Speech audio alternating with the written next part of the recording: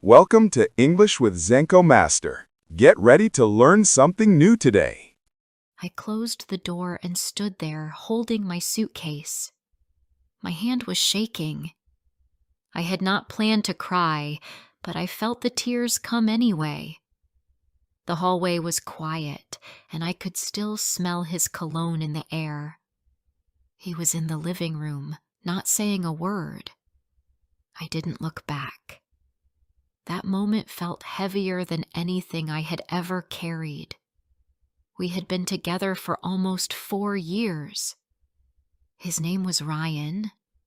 He was kind, steady, and always there when I needed someone. For a long time, I thought I would marry him. That was the plan, at least for him. But something inside me had changed. It started slowly. At first, I ignored it. I had a good job, a nice apartment, and someone who loved me. I told myself that was enough. I told myself I should feel lucky. But each day, I woke up with the same feeling. I was not growing. I was stuck.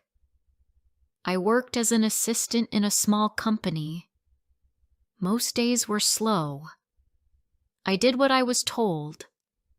I smiled, took notes, and stayed late when needed. Ryan never complained about it. He wanted me to be happy, but I wasn't. One night, I saw a post online about a digital marketing course in Berlin. It was designed for women who wanted to lead. The program lasted 6 months and included a full-time job placement after. Something in me clicked. I didn't tell Ryan right away. I applied, thinking I wouldn't even get in. It was just a small hope, something to make me feel alive again. 3 weeks later, I received an acceptance email. I remember sitting at the kitchen table, staring at the screen. Ryan was making tea.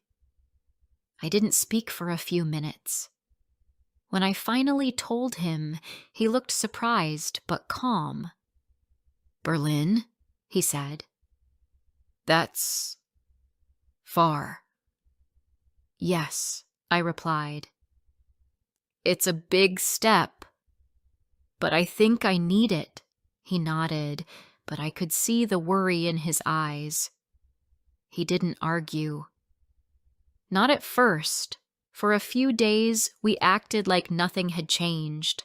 We made dinner, watched movies, and slept in the same bed. But we both knew something was different now. One night, he finally spoke. "I thought we were building something here," he said. "Together." I didn't know how to answer. I had asked myself the same question many times. "I still love you," I said, "but I'm also losing myself." He didn't reply. He turned off the light and went to bed. The days after that were harder. We fought over little things. He asked me why I wasn't happy with what we had. I didn't know how to explain it. It wasn't about him. It was about me. I had dreams that didn't fit into our life. I wanted to learn more, do more, and prove something to myself. I didn't want to settle. Not yet. He offered to come with me. He said he could find work in Berlin, but I knew that wasn't fair. He didn't want to leave his life. His job, his friends, his family, everything was here. If he followed me, he would be doing it for me, not for himself. And that would not work. So I said no. That morning, I packed my things. He didn't stop me. He watched me from the couch, silent. I gave him a soft goodbye. He didn't say anything back. Now I was on the plane, looking out the window. The clouds were thick, and I could see nothing below. My heart was heavy, but my mind felt clear. Berlin was loud, busy, and cold. The wind hit my face as I stepped outside the airport. I took a deep breath. I had no one here. I didn't speak the language, but I felt ready. The program started on Monday. I had the weekend to find my way. I stayed in a shared apartment with 2 other women. One was from Spain, and the other was from South Korea. We smiled a lot, but didn't speak much yet. On the first day of class, I walked into a room full of strangers. Everyone looked nervous. We were all here to learn, to grow, and to change something in our lives. Our teacher was a woman named Clara. She had once worked in advertising in New York and moved to Berlin to start this program. She said something that stayed with me. "If you are here, it means you said yes to yourself. That's brave." I felt my eyes sting again. Each day was filled with lessons, projects, and group work. I had to speak up, share ideas, and try things I had never done before. It wasn't easy. I made mistakes. I felt stupid sometimes. But I also felt alive. After 2 weeks, I stopped checking my phone so often. I didn't wait for a message from Ryan. I missed him, but I knew he wouldn't write. He had always said, "If you leave, don't look back." I thought about him at night, the way he used to hold my hand, the way he laughed at his own bad jokes. I wondered if he was seeing someone new. Maybe he was. But I didn't feel jealous. I felt sad. Not because he might move on, but because our story had to end for mine to begin. One evening, I sat by the window in our apartment, looking at the city lights. My roommate, Anna, came over with 2 cups of tea. "You look tired," she said. "I feel everything," I replied. She smiled. "That's better than feeling nothing." She was right. I had spent so much time trying to feel safe, to make others happy. I forgot how strong I could be when I chose myself. The job placement began in the 5th week. I started working with a small tech startup. They needed help with their online campaigns. I was nervous, but I liked it. The team was young and full of ideas. They listened when I spoke. They asked for my opinion. For the first time in years, I felt seen. One afternoon, after a team meeting, my manager called me aside. "You have a good eye for stories," he said. "You should lead the next project." I smiled. "Are you sure?" "Yes." "You're ready." That night, I cried again. Not because I was sad, but because I finally believed I had made the right choice. I had chosen myself. Before I share the rest of my story, could you please tell me where you're from? It gives me strength to know there's someone out there who listens to me, who understands me. It means a lot to me. Every morning, I walked the same 10 minutes to the office. The streets were cold in January, and the sky stayed gray most of the day. but I didn't mind. Each step reminded me I had done something hard. I had left everything I knew to follow something I couldn't yet fully describe. The startup where I worked was small, but everyone there had big ideas. Most people were younger than me. Some had already changed careers once or twice. They talked fast, thought faster, and welcomed new opinions. At first, I was afraid to speak up. But over time, I began to believe that what I said mattered. I had been in Berlin for almost 2 months. I still missed home sometimes, but the feelings had changed. It wasn't sharp pain anymore. It was a soft ache, like something familiar that lived far away. I didn't talk to Ryan, and he didn't write. That part of my life felt like another version of me, one that had stopped growing. My roommate Anna became a real friend. We ate dinner together a few nights each week. Sometimes we just sat on the floor, sharing stories from our day. She worked in film, and she often said, "Your life sounds like a script. Woman leaves love to chase a dream." We laughed, but there was truth in her words. One Saturday, she asked if I wanted to join her at a women's networking event. I almost said no. I didn't know anyone there, and I wasn't feeling confident. But something in me said I should try. The room was full of women from different countries. Some had been in Berlin for years. Others were new, like me. I listened to one woman speak about moving from Brazil and building her own business. She talked about the fear, the failures, and the freedom that came after. Her words hit me hard. After the event, I introduced myself. We talked for a while, and she handed me her card. "You remind me of myself," she said. "Don't forget that the hard part isn't starting. The hard part is staying true to why you started." That sentence stayed with me. The next week at work, I was asked to pitch a small campaign. I had ideas, but I wasn't sure they were good enough.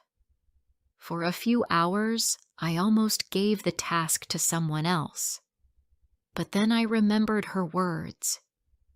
I reminded myself that I belonged in the room. I stayed late and worked on the pitch carefully. I used everything I had learned so far. I thought about real people, not just numbers or goals.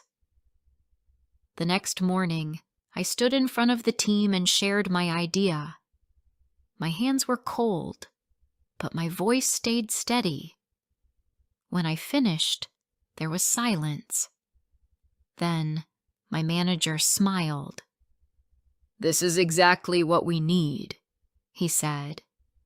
"Clear, emotional, and smart." That moment changed something in me. I went home that night and cried on the bathroom floor, not from sadness, but from relief. I was not lost anymore. I was building something brick by brick. Over the next month, I kept growing. I stopped checking social media to see what Ryan was doing. I stopped wondering if he had moved on. I focused on myself, my work, and the city around me. Berlin was still strange in many ways. I got lost on the trains. I couldn't always understand people at the grocery store.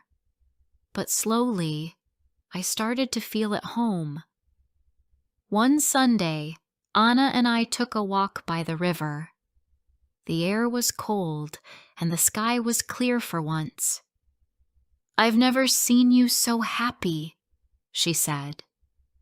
"I'm not always happy," I replied. But I'm proud. That was the truth. We passed a small street market with handmade jewelry and art. I stopped to look at a silver bracelet with a tiny compass charm. It made me think about all the directions I could have gone. I bought it for myself. Later that night, while lying in bed, I looked at the bracelet on my wrist. I thought about the woman I used to be, the one who always waited for life to give her permission. Now I was saying yes to myself. But change is never easy for long. In the middle of March, the company hit some financial problems. A few clients dropped out, and the leadership team had to make hard choices. They let go of 2 people from our department. My heart raced when they called me into the meeting room. "We're not cutting your role," my manager said. "But we need you to take on more responsibility." I nodded quickly. "I can do that." The next few weeks were difficult. I had more tasks, less time, and more pressure. Some nights I stayed in the office until 10. I stopped meeting friends. I stopped calling my parents. One Friday, I was the last one in the office. My eyes hurt from looking at the screen. My back ached from sitting too long. I stood up, looked around the empty room, and asked myself, "Is this still worth it?" The answer came softly, yes. Because even when it was hard, it was mine. I wasn't working for someone else's dream. I wasn't trying to fit into someone else's plan. I was building a version of me that I respected. The weekend came, and I finally called my mom. We hadn't spoken in weeks. "You sound tired," she said. "I am," I replied. "But I'm okay. Better than okay, actually." She paused, then asked, "Do you think about coming back?" I thought for a moment. "Sometimes, but not in the way you think." I didn't miss the life I had. I missed people, memories, and easy days. But I didn't want to go back. Not yet. Maybe not ever. My mom sighed. "We're proud of you, you know." I smiled. "Thank you. That means a lot." After the call, I went to the park near our apartment. It was still cold, but children were playing, and people sat on benches with coffee. Life didn't stop just because things were hard. I sat on the bench for a long time. I watched the people pass by. Some looked tired. Some looked in love. Some looked lost. I realized something important that day. Courage doesn't always look like big decisions or brave speeches. Sometimes it's choosing to show up again the next day, even when you're scared, even when you're tired, even when you're alone. That night, I took out my old journal. I hadn't written in it since before I left home. I opened to a blank page and wrote, "I still miss him sometimes, but I don't miss the version of me that waited for him to understand." I closed the journal and went to bed. The next morning, I woke up before my alarm. For the first time in a while, I didn't feel tired. I felt light. I got dressed, made coffee, and walked to work early. On the way, I passed a bakery and bought a croissant.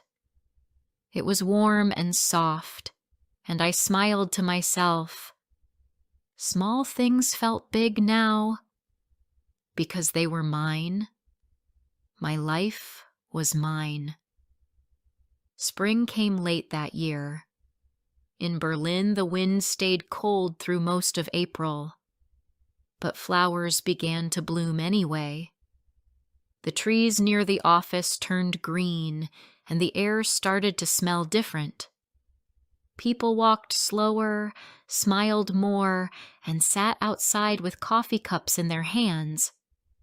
I was still working long hours, but something had changed inside me. I no longer felt like a visitor in this city. The streets were familiar. The small cafe near the corner knew my name. Even the language was starting to make sense. I started taking a class on Saturday mornings. It was for beginners, and everyone there had a story like mine.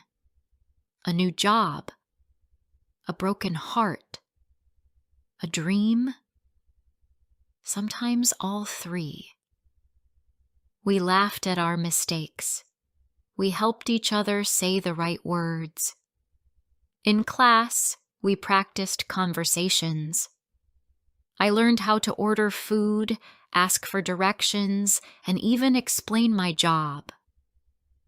One day, our teacher asked, "Why are you in Berlin?" Everyone took turns answering. Some said, "Adventure." Others said, "School," or "Work." When it was my turn, I paused.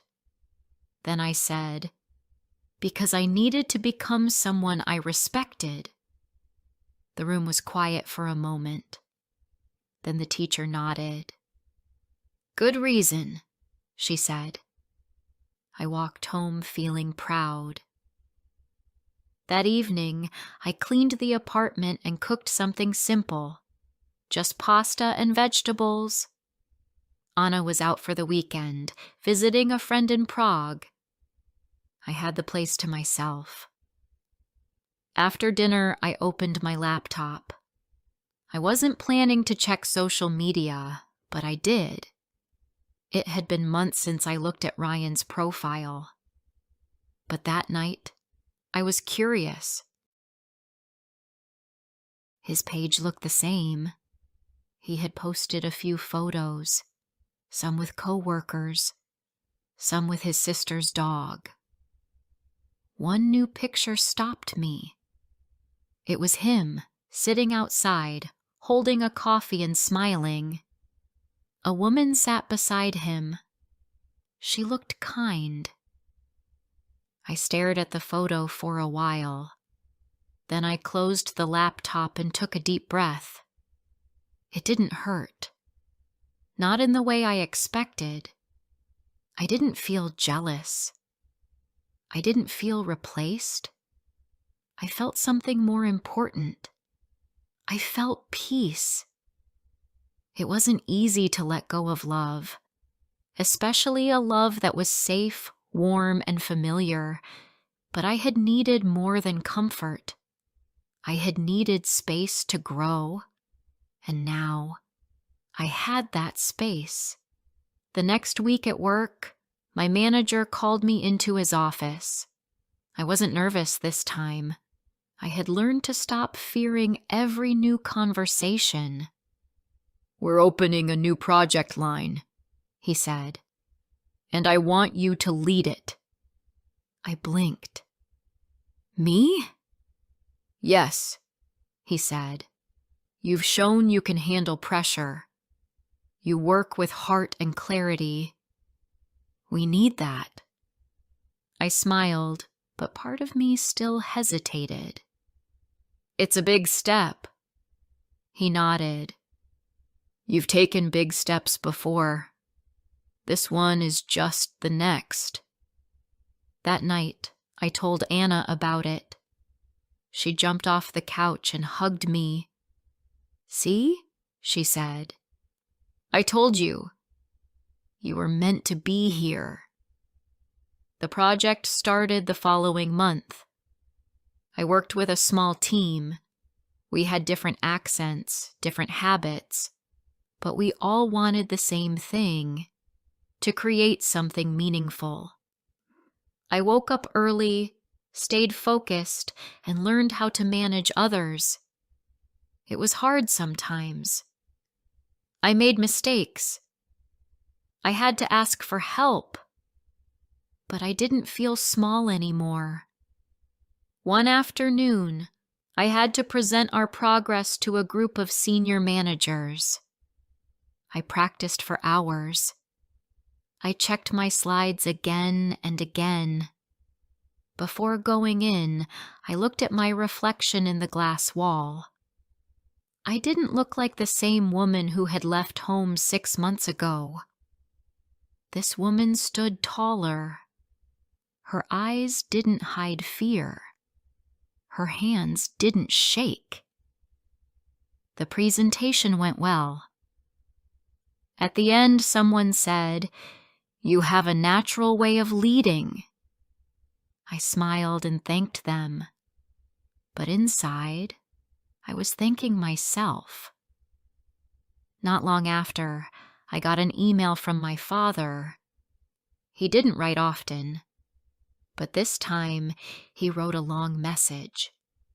He said he had watched one of the online campaigns I helped build.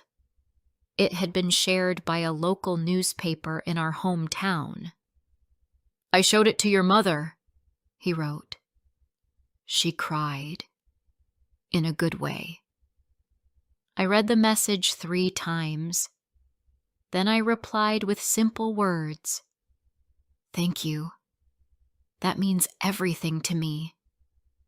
By summer, Berlin felt completely different. The city came alive. Parks were full. The river sparkled in the sun. Music floated from open windows.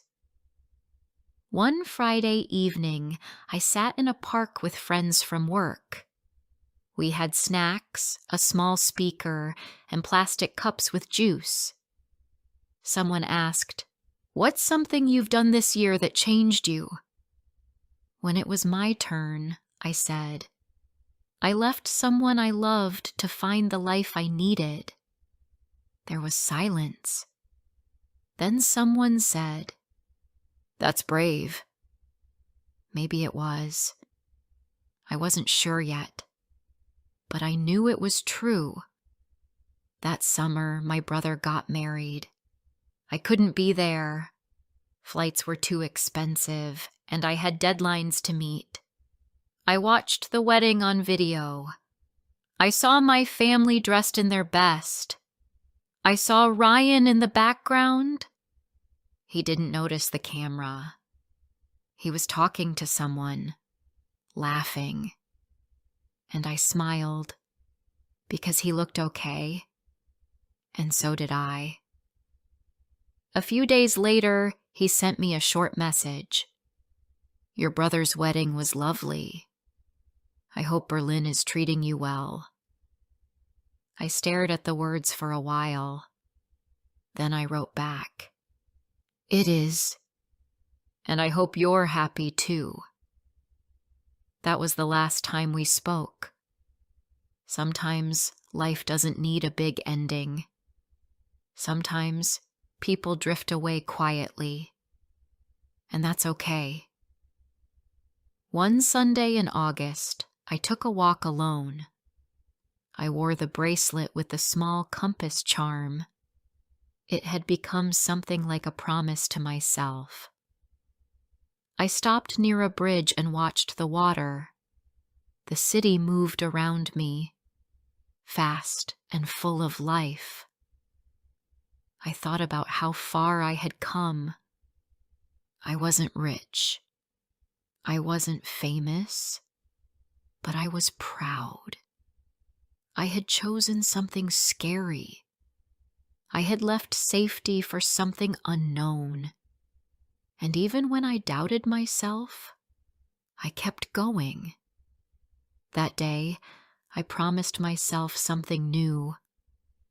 I would not shrink again to make someone else comfortable. I would not trade my growth for their peace. Love, real love, should not ask you to be less. It should celebrate who you're becoming. That's what I believed now. Later that year, I got offered a full-time role at the company with better pay, a small team, and my own desk with a view. I called my mom to tell her. She cried again. "I still miss you," she said. "I miss you too," I replied. "But I'm doing well. I'm happy." That night, Anna made dinner. We played music, danced in the kitchen, and laughed until it hurt. And I thought to myself, I didn't go back. And that was the strongest thing I ever did. I hope you have enjoyed the story. Like and comment if you want to hear more soon.